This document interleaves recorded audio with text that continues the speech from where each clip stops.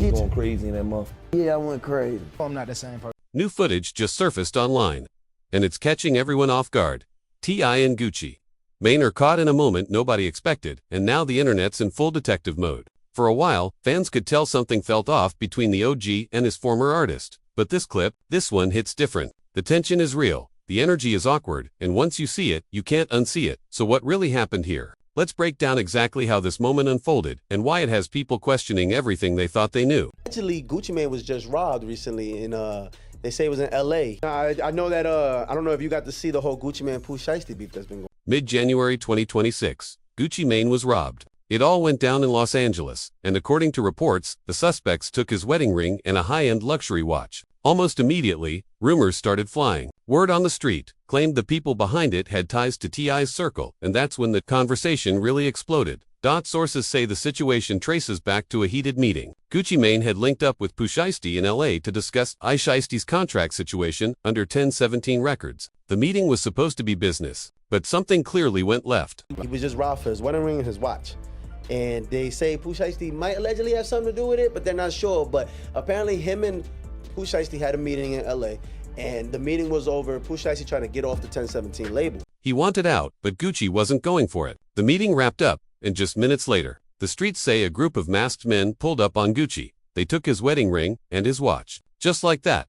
Here's how people say it went down. Shiesty showed up to the meeting deep with his crew. The energy shifted fast. Voices got raised. Tension filled the room, and Shiesty allegedly pressured Gucci to sign release papers. Eventually, Gucci signed. Shiesty and his team left the scene, and then, out of nowhere, a different group slid through. They grabbed the ring, snatched the watch, and disappeared into the night. Now, the rumored connection between Shiesty and the crew that robbed Gucci hasn't been confirmed. There's no footage of the robbery, and no official police reports have been made public. But the timing, that's what has people talking. The meeting ends, Shiesty leaves, and moments later, boom, Gucci gets hit. Too close to clean. Online, people weren't buying that this was just a coincidence. And then came the real shocker. Blogger Tasha K stepped in with a bold claim. She said, Gucci Mane. Of course, Gucci Mane's like, hell no. And apparently it was like one of those Vanilla Ice Suge Knight situations where Pooh Shiesty pretty much walked in there and was like, yo, look, you gonna sign this shit. We gonna make sure you sign this shit. She claimed Gucci was kidnapped by T.I. and held at gunpoint until he signed off on contract paperwork, calling it a Death Row Records 2.0 situation. That comparison made people stop in their tracks, because it instantly brought back memories of Suge Knight's infamous label, the one that built its power through fear, pressure, and street reputation back in the 90s. That name alone carries weight. Everyone remembers those old Suga stories, especially the one about Vanilla Ice, where Suga allegedly dangled him over a balcony until he signed away his royalties. Whether that actually happened or lives on as hip-hop folklore, it's a story that refuses to die. And now, people are saying this situation with Gucci carried that same kind of energy. And the jewelry taken wasn't light work either. Gucci's wedding ring was reportedly worth over $200,000, and his Patek Philippe watch was valued around $300,000. Some sources even claimed the total hit, including cash and other items, climbed even higher. And apparently, Shiesty was with some people, and they made him sign it over. And then after they left, they say within minutes, a group of alleged, some gangbangers rolled in there and relieved Gucci Mane of some jewelry. Other assets reportedly stolen were between $2 and $3 million.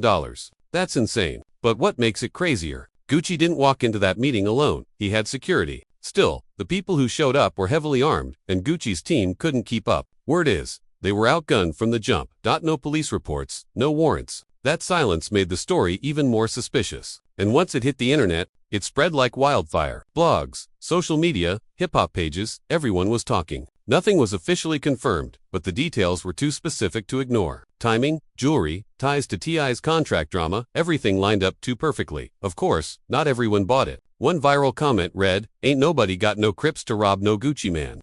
Basically saying Gucci is too connected, too street certified, too respected to get caught slipping. But others fired back. Clout and respect don't protect you when people come with heavy metal.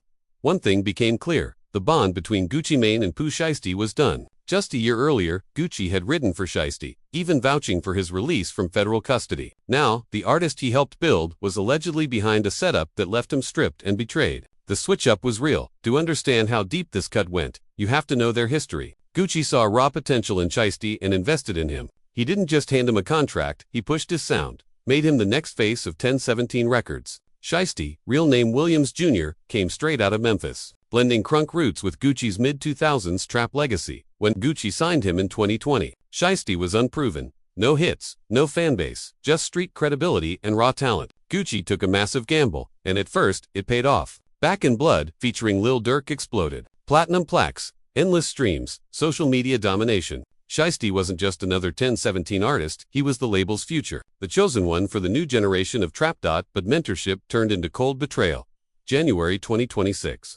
Hit Memphis hard when Big Scar, born Alexander Woods, passed away. He wasn't just a promising artist, he was Shiesty's cousin. Their bond went beyond contracts or fame. It was blood, loyalty, and survival. His death shook the 1017 family, and everyone in Memphis wanted answers. Shiesty, locked up at the time, expected Gucci to handle things like family, to honor Scar properly. That's where tensions began. Rumors surfaced that Gucci refused to cover Scar's funeral. Overnight, his image took a hit. Blogs painted him as a rich label head, abandoning his own family. But Gucci's wife, Kesha, clapped back online with receipts, proving the funeral was paid.